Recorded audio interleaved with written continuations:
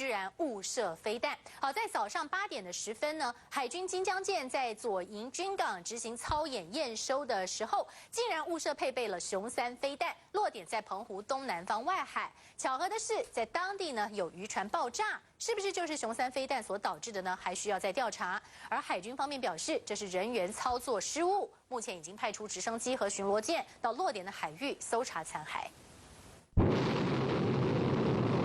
海军操演传出重大失误，辽山1舰队所属的金江舰在左营码头误射雄3飞弹。在它的训练的过程里面，都有相关的保险的装备来去确认，它的那个飞弹不会去射击出去，这个是很肯定的。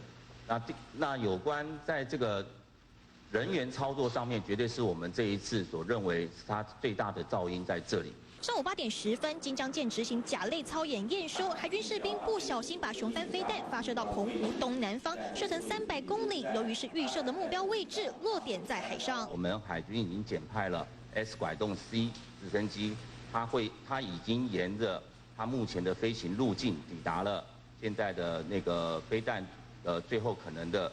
它的一个假想目标的位置点。海军紧急搜寻飞弹残骸，这一发射，一枚造价1亿的雄3飞弹报销，而且飞弹向西边飞，相当敏感。飞弹它是实弹还是空爆？是一个实弹。有没有飞过海峡中线？肯定，我们目前所掌握它的飞行航迹是没有。参数的部分，如果说它这个，就我现在目前所了解，周边目前是没有。